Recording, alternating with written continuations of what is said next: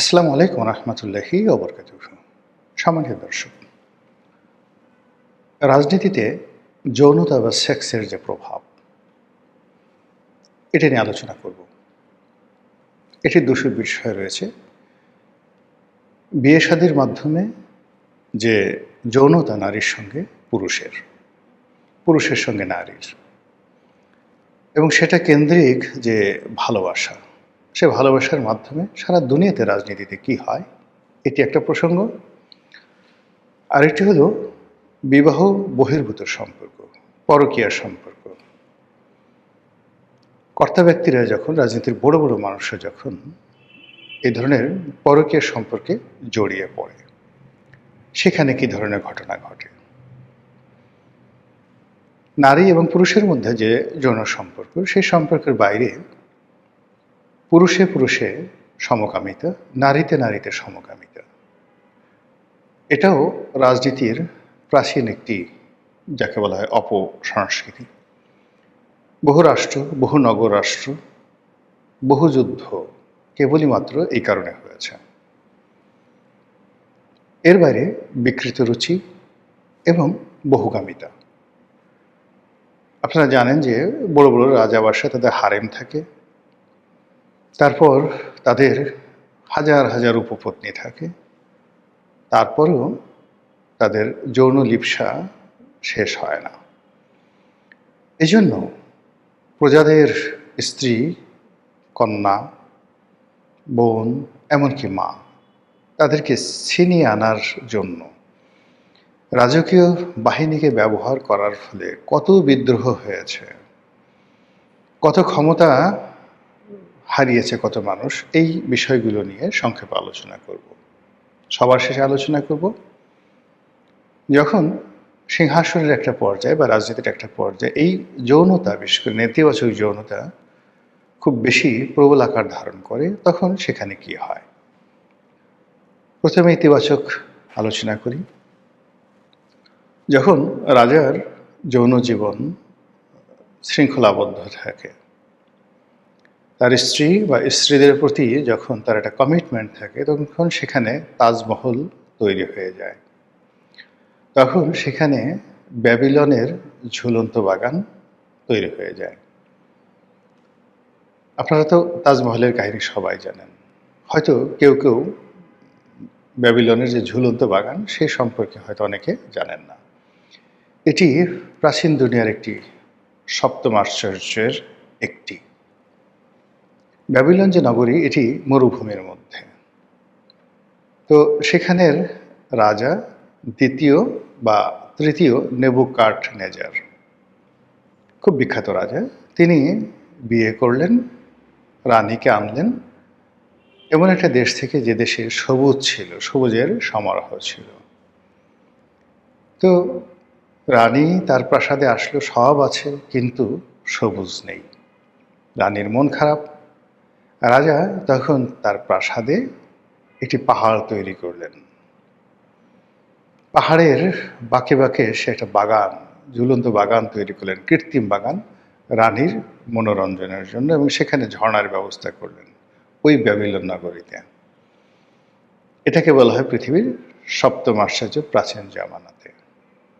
এরকম অসংখ্য ঘটনা প্রেমকে কেন্দ্র করে। পরকীয়া যদি বলেন, তাহলে হেলেনের ঘটনা, ট্রয়ের যুদ্ধ, এর সাথে উল্লেখযোগ্য কোনো ইতিহাস নেই। মানে একজনের স্ত্রীকে সে প্রেমের জালে ফেলে অন্য রাজকুমার যখন তার রাজ্য থেকে ভাগিয়ে নিয়ে গেলেন, তার বিনিময়ে একটা নগরী সম্পূর্ণ জ্বালিয়ে পুড়ে ছারখার করে দেওয়া হলো। আমাদের পাক ভারত উপমহাদেশে সম্রাট জাহাঙ্গীরের সঙ্গে নূরজাহানের যে প্রেম, এই প্রেমের কারণে বাংলায় বেশ কয়েকবার যুদ্ধ হয়েছে। এই প্রেমের কারণে দিল্লিতে বেশ কয়েকবার যুদ্ধ হয়েছে। পরে সেই প্রেম পূর্ণতা পায় এবং নূরজাহান সম্রাজ্ঞী রূপে ভারতে যে ইতিহাস তৈরি করে গেছেন, সেই ইতিহাস কেবলমাত্র ভারতবর্ষে নয়, সারা দুনিয়ার সাম্রাজ্ঞীদের ইতিহাসে এক অনন্য। একইভাবে যদি আপনি রানী প্রথম এলিজাবেথের কথা চিন্তা করেন, একজন পারভার্টেড ওম্যান, পুরুষদেরকে ধরে ধরে এনে সে তার যৌন লিপ্সা চরিতার্থ করত। একইভাবে সম্রাট নিরোর মা, ওই যে সেই নিরো, তার নাম ছিল অ্যাগ্রোপিনা, তিনিও এভাবে যাকে বলা হয় সেক্সুয়ালি পারভার্টেড ছিলেন। সমস্যাটা হলো যে ক্ষমতা এমন একটা জিনিস, সেখানে নারী যাক বা পুরুষ যাক, বৃদ্ধ কিংবা তরুণ, একেবারে অল্প বয়সে 12-13 বছর, সেক্ষেত্রে দেখা যাচ্ছে যে এখানে যৌনতা একটা পারভার্সনের পর্যায়ে চলে যায়। এভাবে চলছে, বহু যুগ ধরে চলছে। চলতে চলতে চলতে চলতে আমাদের এই বাংলাদেশেও কিন্তু চলছে। হয়তো অবস্থার পরিবর্তন হয়েছে, আমরা অনেক কথা বলি না, অনেক কিছু করি না, কিন্তু চলছে। এখন এর ফলে কি হয়? প্রথমত, যেখানে রাজনীতির সাথে যারা সম্পৃক্ত লোকজন রয়েছেন, তারা এই যৌন যে সম্পর্কটি, এটি একটা যাকে বলে সীমার মধ্যে রাখেন,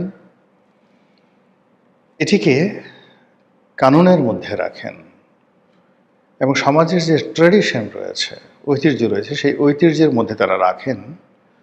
তখন সেই রাজ্যে শান্তি শৃঙ্খলা প্রতিষ্ঠিত হয়। আর রাজা স্বয়ং যদি সমকামী হন, রাজা স্বয়ং যদি সেই বহুগামী হন, রাজা নিজের স্ত্রীর পরিবর্তে যদি পরস্ত্রীর প্রতি মানসিকভাবে দুর্বল থাকেন এবং এই রোগ দ্বারা আক্রান্ত হন, মানে কিছু মানুষ আছেন, বিশেষ করে রাজাদের মধ্যে, নিজের ঘরে অনেক সুন্দরী স্ত্রী, দেখার মতো, আপনি সারা দুনিয়া যার প্রশংসা করবে, কিন্তু তার কাজের লোক কালু মিয়া, কালু মিয়ার স্ত্রী জরিনা বেগম, হাড় জিরজিরে শরীর, দাঁত মাজে না, হয়তো দুটো দাঁতও পড়ে গেছে, কিন্তু রাজার কেন জানি জরিনা বেগমকে লাগবে। আপনারা যারা সাহেব বিবি গোলাম পড়েছেন, বিমল মিত্রের সে বিখ্যাত উপন্যাস, সেখানে এরকম একটা ঘটনা দেখতে পাবেন। তো এই রকম রাজা যখন কোনো একটা দেশে রাষ্ট্র ক্ষমতায় আসে, সেখান থেকে আল্লাহর যে বরকত, সেই বরকত চলে যায়। দ্বিতীয়ত হলো যে এইরকম রাজার, আপনি হয়তো জানবেন না, অনেক রাজার এরকম গোপন সম্পর্ক থাকে, কিন্তু আপনি বুঝবেন কি করে? বুঝবেন যে তার আশেপাশে আমির, উমরা, পাইক, পেয়াদা বা তার যারা কিচেন ক্যাবিনেট, এই লোকগুলোর একটা বিরাট অংশ, তারা সবাই ওই রাজার চরিত্রের মতো চরিত্রহীন হবে। আশেপাশে উলিয়াল্লাহ থাকবে, গাউস কুতুব থাকবে, ভালো মানুষ থাকবে, কিন্তু রাজা তাদেরকে পছন্দ করবেন না। রাজা সবসময় পছন্দ করবেন যে সমকামী কোনো লোক পাওয়া যায় কিনা, তাকে ধরে এনে মন্ত্রী বানাতে হবে। রাজার হাত সঙ্গে হয়তো তার সমকামিতা নেই, কিন্তু সে অন্যভাবে সমকামী ঘেটুপুত্র রাখে, কিন্তু রাজা তাকে ধরে এনে বড় একটা মন্ত্রী বানাবেন। আবার ধরুন কেউ হয়তো আছে যার সেক্সুয়াল পারভার্সন পুরো দেশ জাতি জানে, এর বউ ভাগিয়ে নিয়ে যাবে, ওর যাকে বলা হয় ঘরে ঢুকে সে ধর্ষণ করার চেষ্টা করবে, সারাক্ষণ মেয়েদের সাথে মহিলাদের সাথে সে হাঙ্কি পাঙ্কি এই জিনিসগুলো সে করবে, এবং তার কুখ্যাতির সীমা পরিসীমা নাই। মানুষ তাকে দেখলে সালাম কালাম শুভেচ্ছা বিনিময় তো দূরের কথা, তার দিকে তাকানো মাত্রই মনে করে যে লা হাওলা ওয়ালা কুওয়াতা। কিন্তু এই মানুষটি রাজার খুব কাছাকাছি চলে গেল। তো এরকম যখন আপনি লক্ষণ দেখবেন যে যত দুর্নীতিবাজ, যত চরিত্রহীন, যত আজে বাজে লোক, সব রাজার চারিদিকে ঘুরছে, রানীর চারিদিকে ঘুরছে, সম্রাটের চারিদিকে ঘুরছে, তখন আপনি বুঝে নেবেন যে এই রাজা ভালো নয়। দ্বিতীয়ত হলো এই রাজার কবল থেকে রাজ্য যত তাড়াতাড়ি রক্ষা পাবে, দেশের উপর আল্লাহর রহমত বরকত তত দ্রুত নাজিল হবে। এখন প্রশ্ন হলো যে এই ধরনের মানুষ কেন আসে, ক্ষমতায় কেন আসে, কিভাবে আসে? অনেকগুলো কারণ। প্রথম কারণ হলো যে সাধারণ মানুষদের মধ্যে এই ধরনের পারভার্সন, মন্দ অভ্যাস, বাজে অভ্যাস এটা বেড়ে যায়। কখনো কখনো দেখা যাচ্ছে সাধারণ মানুষকে একটা শিক্ষা দেওয়ার জন্য তারা অকারণে অনেক আবেগপ্রবণ থাকে। তো সেই আবেগকে বোঝার জন্য কখনো কখনো কোনো একটা দেশ জাতি সমাজকে ক্লিন করার জন্য এই ধরনের মানুষদেরকে পাদপীঠে আনা হয়। এবং এরা যখন সদল বলে সমাজ থেকে নিশ্চিহ্ন হয়ে যায়, তখন তার ভিতর থেকে ভালো মানুষ বের হয়, ঈমান বের হয়, একিন বের হয়। আপনি হাজার বছর ইতিহাসে দেখবেন যে ধরুন একটা খুব বাজে লোক ক্ষমতা থেকে চলে গেছে এবং তারপরেই অদ্ভুত সুন্দর একটা ভালো মানুষ চলে আসছে। একটা ছোট উদাহরণ দিই। যেমন ধরুন ইয়াজিদ। ইয়াজিদের পর ক্ষমতা এলেন মারওয়ান। মারওয়ানের পরে ক্ষমতা এলেন আব্দুল মালিক। তো আব্দুল মালিককে বলা হতো মসজিদের ঘুঘু। সারাক্ষণ তিনি শুধু মসজিদে পড়ে থাকতেন, কোরআন নিয়ে, হাদিসে, নামাজ কালাম নিয়ে। আর অন্যদিকে ইয়াজিদ যেটা করত, দুনিয়ার এমন কোনো এহেন কুকর্ম নাই তা সে করতো না। তার একটা যাকে বলা হয় রক্ষিতা ছিল। তো সেই রক্ষিতাকে নিয়ে কিছু হুজুর কথাবার্তা বললো যে এটা কি ধরনের কথা,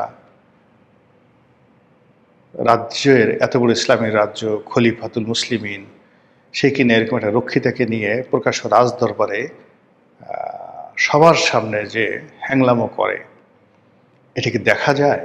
এ ধরনের কথাবার্তা যখন চলতে থাকলো, তখন ইয়াজিদ রাগ হয়ে একদিন সেই তার রক্ষিতাকে মসজিদে পাঠালো।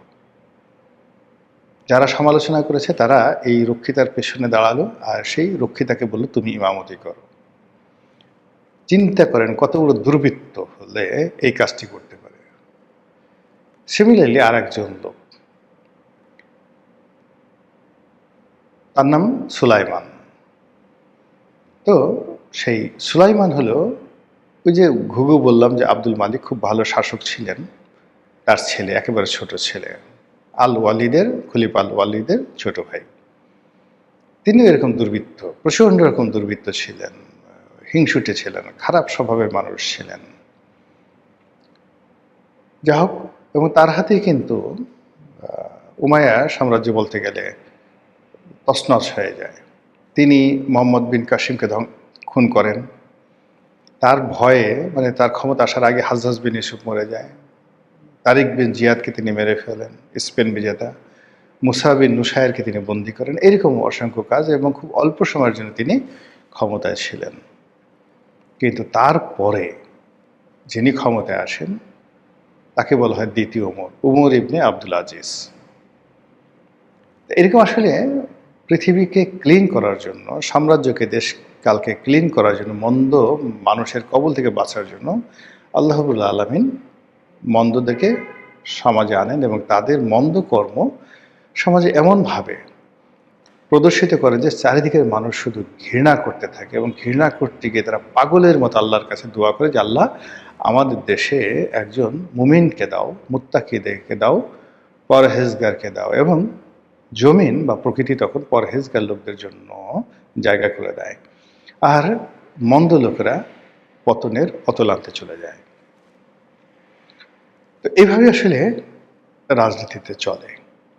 যেটা বলছিলাম যে রাজনীতিতে সেক্স বা যৌনতা এটা একটা বিরাট ব্যবসা কেন্দ্র, এটা একটা হাতিয়ার। এবং যে রাজা এই জিনিসগুলো প্রিভিলেজ দেয়, আপনি দেখুন এই যে আওয়ামী লীগ জমানাতে পাপিয়া কাণ্ড, কিংবা এরশাদ সাহেবের জমানাতে তার যে যৌনতা, সেই যৌনতা মানে জিনাত মোশাররফ থেকে শুরু করে কত মানুষের সাথে, এখন যারা জীবিত আছে আমি তাদের নাম বললাম না, অসংখ্য নারী, ভদ্র ঘরের নারী, প্রভাবশালী পরিবারের নারী, তিনি ছলে বলে কৌশলে যেভাবে পুরো সমাজটাকে যৌনতার দিকে ঠেলে দিয়েছিলেন, যার ফলে কি হলো, ইতিহাস তাকে ক্ষমা করেনি। শেষ দিন পর্যন্ত তিনি ছিলেন, কিন্তু তার কিছুই ছিল না। তিনি যেভাবে অপমানিত হয়েছেন এই সমাজে, যেভাবে লাঞ্ছিত হয়েছেন, তার দল এখন যেভাবে তছনছ হয়ে গেছে, এটা বলাই বাহুল্য। আবার আওয়ামী লীগ জামানাতে ধরুন অনেক নেতা ছিলেন যারা ওই পাপিয়া কাণ্ডের সাথে জড়িত। মানে সেই একজন মক্ষীরানী পাপিয়া, সে একটা 5 স্টার হোটেলে রীতিমতো একটা বালাখানা খুলে বসেছে, সেখানে মন্ত্রী যাচ্ছে, এমপি যাচ্ছে, আমলা যাচ্ছে, কামলা যাচ্ছে, এবং ওই সিন্ডিকেট যারা যেত তারাই কিন্তু প্রধানমন্ত্রী শেখ হাসিনার চারিদিকে সারাউন্ডিংয়ে সবচেয়ে প্রভাবশালী লোক ছিলেন। এবং শেখ হাসিনা যাদেরকে বেশি বেশি পছন্দ করতেন তাদের একটা বিরাট অংশ চারিত্রিকভাবে ভীষণ রকম বাজে ছিল। অর্থনীতি, যৌনতা, মদ্যপান, দুর্নীতি, প্রত্যেকটা জায়গাতে 100তে 100 নম্বর দেওয়ার মতো অবস্থায় তারা ছিল। এবং এই লোকগুলোর কারণে শেখ হাসিনার পতন হয়েছে। এখন শেখ হাসিনার ব্যক্তিগত চরিত্র কেমন এটা আল্লাহ ভালো জানেন, কিন্তু বাকি যারা আছেন তাদের মানে দুর্নীতি এবং কুকর্মের কথা মানুষের মুখে মুখে ফিরে। ফলে কি হলো, অনেক কাজ করেছেন শেখ হাসিনা, কিন্তু তার সেই কাজের ভিতর থেকে রহমত বরকত চলে গেছে। এবং যখন রাষ্ট্র ক্ষমতা চারিদিকে এভাবে যৌনতা থাকে, মন্দ মানুষের সমাবেশ থাকে, এবং আপনি খুঁজে দেখেন যে শেখ হাসিনার চারিদিকে একটা সিঙ্গেল লোক খুঁজে বের করেন, 5 ওয়াক্ত নামাজ পড়ে, ঘুষ খায় না, ভালো মানুষ, ব্যক্তিগত জীবন পারিবারিক জীবনে দুর্নাম বদনাম নেই। 100 জন লোককে আপনি খুঁজে বের করেন তো আছে কিনা। সিমিলারলি আপনি চিন্তা করেন ডক্টর মোহাম্মদ ইউনূস ফেল করলেন কেন? তিনি যে চক্রটি গড়ে তুলেছিলেন, তিনি নিজের সহ অন্য সবাই, আপনি কি তাদের যৌন জীবন সম্পর্কে ভালো কথা বলতে পারবেন? ব্যক্তিগত চরিত্র, নৈতিক চরিত্র, অর্থনৈতিক চরিত্র। ফলে কি হলো, তাদের সবার সারা জীবনের যে অর্জন, সেই অর্জনগুলো নষ্ট হয়ে গেল। এবং মাত্র 17 মাসের মাথায় কি পরিণতি ঘটল। তো সেই দিক থেকে এখন যারা আছেন তাদের চারিদিকে খোঁজ খবর নিন, এবং যদি দেখেন সব কিছু ভালো, আলহামদুলিল্লাহ। আর যদি দেখেন অতীতের মতো, মহাকালের মতো ঘটনা ঘটছে, তাহলে কি পরিণত হবে সেটা আপনার আমার বলতে হবে না। কিংবা আগামীতে যারা ক্ষমতা আসতে চান তাদেরকে এই বিষয়গুলো খুব চমৎকারভাবে স্মরণ রাখতে হবে, তওবা করতে হবে, এবং নিজের নফস তার উপর নিয়ন্ত্রণ প্রতিষ্ঠা করতে হবে। মহান আল্লাহ আমাদের সবাইকে হেদায়েত দান করুন এবং হেফাজত করুন। আসসালামু আলাইকুম ওয়া রাহমাতুল্লাহি ওয়া বারাকাতুহু।